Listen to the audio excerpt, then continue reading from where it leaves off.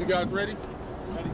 All right, thank you for coming. Mayor Sheila Chalmers Curran, I'm sure you have her spelling, will come through and we'll navigate through the process. Each speaker that will come will articulate out their first and last name and their title for your clarification. And to that end, Mayor Sheila Chalmers Curran. Thank you all. Thank you all for being here. First and foremost, I want to say to our first responders, let's listen into the press conference. conference. Thank them for their quick response. We arrived here within minutes. Everything has been mitigated, and there is no danger to the public. I want our residents to be aware that there is no danger at this point. Things are still fluid, and we are still here. There's a lot of equipment to be removed from the area, but I want to thank each and every one of them for how quickly they responded to our needs. I want to thank also our supervisor who is here from Rich Township and making sure that Homeland Security was out here quickly. We are now telling our residents that there is no danger to any of them at this time. At this point, I'm going, and they can return home. That is the one thing that I want to make sure that they are aware, that they can return home. There is no danger. There is nothing toxic that will harm anyone here. So with that being said, I'm going to turn that over and make sure, before I leave here, I've gotten calls from the governor's office, from our Congresswoman's office, Congresswoman Kelly, and to Senator Durbin. Thank you for your calls. We are responding to each and every one of you and letting you know that our community is safe. So, Thank the media for giving me that. and without further ado, I thank the media for being here. I thank you for getting this information out to our residents so they know that they are safe. So thank you again. And I'm going to now turn this over to Chief. Are you going to speak first? Chief, go ahead. We'll spell out your first and last name and your title, sir. Good afternoon. Michael Bacon, B-A-C-O-N, I'm the Fire Chief of the Village of Matteson. This morning at approximately 10:34, the Matteson Fire Department, along with the Matteson Police Department, responded for a train derailment at 21740 Main Street. Upon arrival, fire companies found approximately 25 rail cars had derailed on the east side of the Main Street crossing. We immediately contacted CN and contacted the Mavis Division 24 and 27 Hazardous Materials Advisors team. At this time, and at that time, there were no injuries reported. We initially identified the products and have been working with the Canadian National since. There was no danger to the community, but initially it was in the best interest to have an evacuation order put in place. We'll hear from, we'll have questions, 2 more statements, and I'll come back for your questions for the Chief. I know you have them. Supervisor Jordan, spell out your first and last name. Calvin, C-A-L-V-I-N, Jordan, J-O-R-D-A-N. First, I want to thank Mayor Curran for what she did rapidly. As soon as this happened, she reached out. I reached out to Homeland Security, and I also want to thank her staff, her fire chief and police department, but thank her for looking out for this community because we got numerous calls even from the township. So again, I thank you, Mayor Curran, for jumping on this right away. All right, a few questions I'm sure for the Fire Chief. Fire Chief, you want to step up, you and Chief DeYoung. Both of you just come to the camera.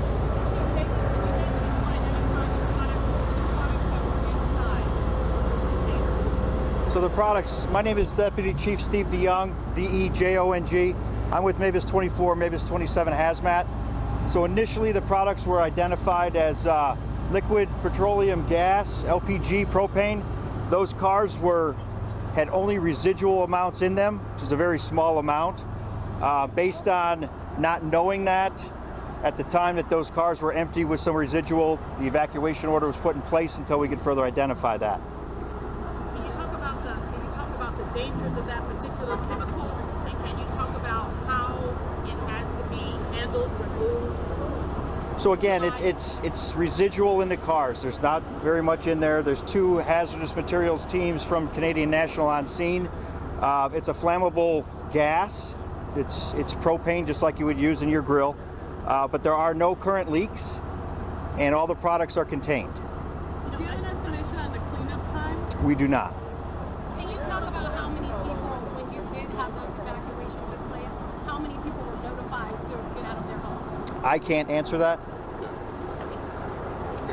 About a 2-block radius were evacuated as a precaution. Those individuals right now are being informed that they can return back to their homes. So we had to do that as a precaution.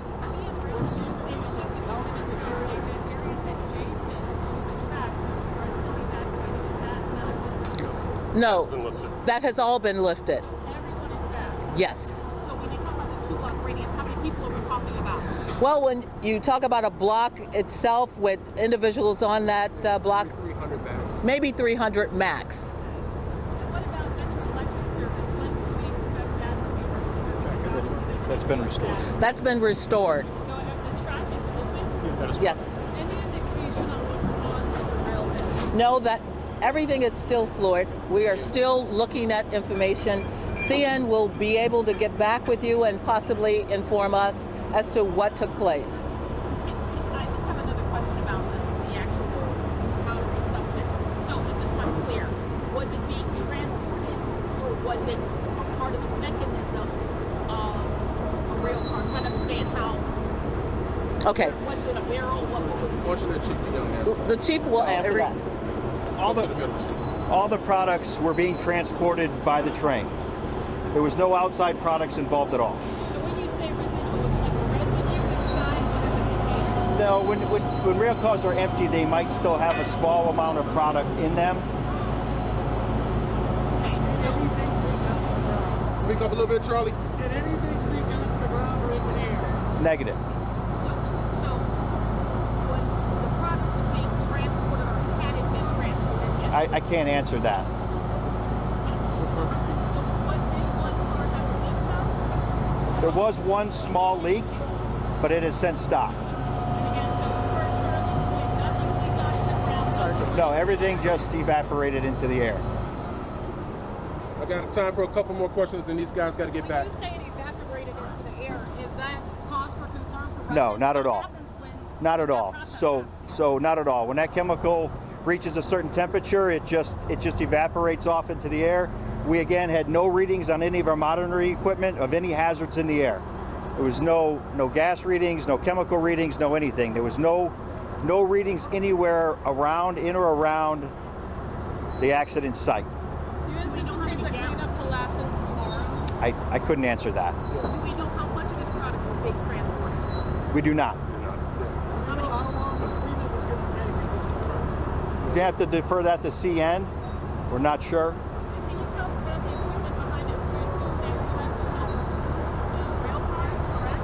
What is I would, yes, that's all CN equipment that's going to be used to clean up the event. Any more? Mayor, what do you want to say to residents I think it, along that area where this equipment is going on, this removal, this cleanup is happening? to our residents, you are safe. I want them to know that we have put out an order for them to return back to their homes. We are on this here. We will continue to be here for you. I have received calls to the village. I've received calls throughout, and I want the residents to know that we are in control of this, and you are safe to go back home. So, Exercise patience with the traffic. yes. I do have She wanted to I'm sorry. repeat your question about the traffic. Exercise patience. Please be patient with us with the traffic. I understand it took me a while to get through here myself. Please be patient with us. We're trying to clear this away. I know that they've indicated they're not sure exactly how long it will take. It could take today, it could take tomorrow. What we want to do is just use patience while we get through this process here. Who is saying that Last question. Who is saying nothing spilled? Because we've got video pictures of white substance on the ground.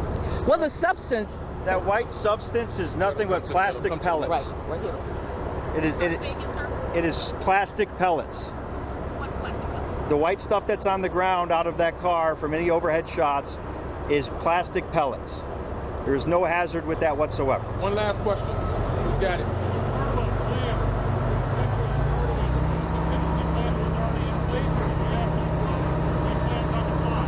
We knew that we had to. We knew that we had to evacuate our residents because we weren't sure of what was there, and we did it as a precaution.